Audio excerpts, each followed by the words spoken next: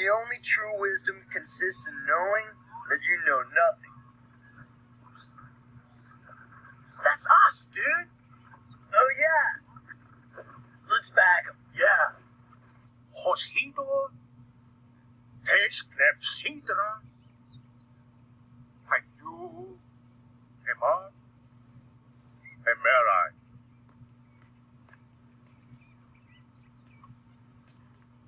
How's it going?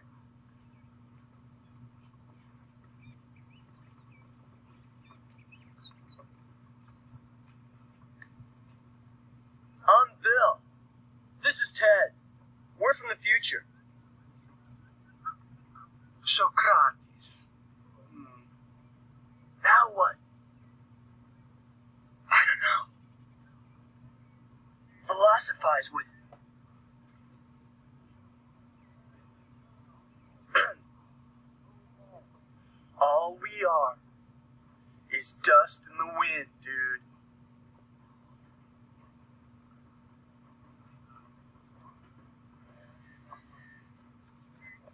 Dust? Wind. Dude. Himes. Uten ano. Draconiotus. Let's get out of here,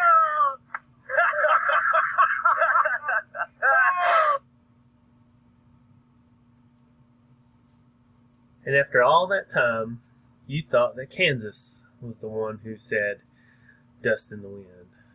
But we came to learn today, if you've learned anything, that Bill and Ted is the one that started that phrase, and they gave it to Socrates. Well, honestly, I think it goes back a little further than that. I think it goes back to King Solomon and his writing through the book of Proverbs and the book of Ecclesiastes, especially through the book of Ecclesiastes, because we've learned thus far in the writings of Solomon that the majority of the stuff that we do and the majority of the stuff that we live for is all meaningless. It's, as the Message Bible likes to describe it, spitting into the wind. It's pointless. So today, as I have read through chapter 4 of Ecclesiastes, I would like to share a bit of the knowledge that I have taken from this, and hopefully you can grow in your knowledge of what you understand this chapter to read. A lot of it seems depressing if you look at it the incorrect way, but I think the way that I'm going to show this lesson to be taught is actually correct. And I think if we apply this to our lives, we are going to be able to live a healthier and happier life. So allow me to begin with Ecclesiastes 4, verses 1 through 3. Again I looked and I saw all the oppression that was taking place under the sun. I saw the tears of the oppressed, and they have no comforter. Power was on the side of their oppressors, and they have no comforter. And I declared that the dead who had already died are happier than the living who are still alive. But better than both is the one who has never been born, who has never seen the evil that is done under the sun.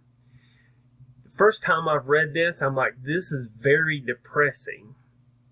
But as I started thinking and praying and actually looking more into this chapter, I started to see that there's nothing really changed from when it was written in the days of Solomon to now. There are still a lot of miserable individuals who are living under oppressors, who are totally oppressed, and there is no comforting them.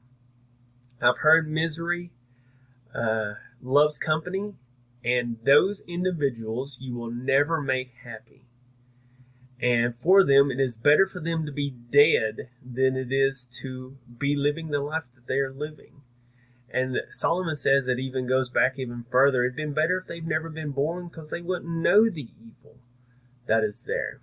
So what I took from this first 3 chapters of Ecclesiastes is the world was, is, and always will be evil. There's nothing that we can do about it. Even as Christ followers, we can share the love of Christ. We can talk about what's going on inside of our lives to individuals. But even with that, the world will still be evil. Especially you can look into Hollywood and into Washington, D.C. and see that the world is evil and there's nothing that can be done to it without Christ coming out and doing something. But it doesn't stop us from actually trying to love those individuals. Not the sin, but the individual. Solomon carries on in, there's another Canvas reference, carry on my wayward son. Solomon carries on in verse 4 through 8, and I saw that all toil and achievement spring from one person's envy of another. This too is meaningless, a chasing after the wind. Fools fold their hands and ruin themselves. Better one handful with tranquility than two handfuls with toil and chasing the wind. Again I saw something meaningless under the sun. There was a man all alone. He had neither son nor brother. There was no end to his toil, yet his eyes were not content with his wealth. For whom am I toiling, he asked, and why am I depriving myself of enjoyment? This too is meaningless, a miserable business. Here you see a comparison between two individuals. It does a very good job at the beginning of it, briefly talking about someone who is very slothful, someone who is not really working and not really putting any effort into life or making themselves better physically. He follows up with a description of someone who has taken that to extremes and maybe has become a workaholic. They are working and everything they do is meaningless. They have no one to share it with because they are married to their work. And it talks about this too is meaningless, a miserable business. This is something that I really see inside of the ministry I'm a part of with Celebrate Recovery. Because someone who will be working their butt off to try to get debt paid down, but they never enjoy it. They will be someone who's trying to get caught up on bills because them and their spouse are behind, but they lose that relationship with their spouse. So, as I have learned, sometimes the hard way, is that good intentions do die hard. They die hard. There's nothing that can be done that cannot be overdone, and working is one of those things. It's good to relax, it's good to take time off, and it's good to work. It's good to work hard. But when you overdo something for too long, you can tell and you begin to make it where it's destroying your life. So good intentions do die hard. He follows up in verse 9. This is the verse that you're going to see a lot inside of weddings and inside of marriages with people. You'll see that verse in 11 and 12. But he starts out with two are better than one because they share a good return for their labor. If either of them falls down, one can help the other up. But pity anyone who falls and has no one to help them up. Also, if two lie down together, they will keep warm. But how can one keep warm alone? Though one may be overpowered, two can defend themselves. A cord of 3 strands is not quickly broken. This is the verse, like I said, that you hear a lot inside of weddings and things like that because it talks about two joining together with Christ. The strands are very hard to break. And this is very true. And I think what Solomon is saying here is not just about marriage, but he's talking about relationships in general. We need to have that inside of our lives where we have individuals that we are accountable for. Inside of Celebrate Recovery, we call this accountability partners and sponsors. I think those are great things to have, not just for accountability, but like it says in verse 10, if someone who falls, if someone will help you they will pick you back up. You don't have to do life alone. You don't have to do something where you feel like you are all alone. I think isolation is a choice. And it's never healthy when we begin to isolate because it's getting ourselves to a place of where Satan can attack us a lot easier. So I think when we allow ourselves to become in godly relationships and we include Christ into that, our lives will look different. So the feeling you're going to have here is we're not meant to do life alone. We're supposed to be together. Solomon concludes chapter 4 with verses 13 through 16. He says, better a poor but wise youth than an old but foolish king who no longer knows how to heed a warning. The youth may have come from prison to the kingship, or he may have been born in poverty within his kingdom. I saw that all who lived and walked under the sun followed the youth, the king's successor. There was no end to all the people who were before them, but those who came later were not pleased with his successor. This too is meaningless, a chasing after the wind. What I see here is Solomon talking about his own life.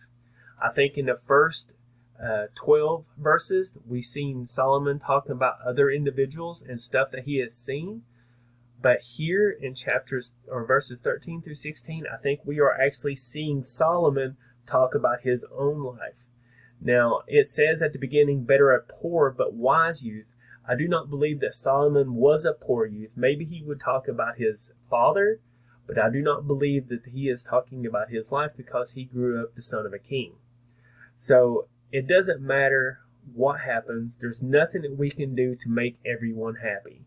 If we live a life where we're trying to make everyone happy, we will die trying because it's impossible. Too many people find reasons to be miserable. As we talked about earlier, that the world is evil. You cannot make evil people happy.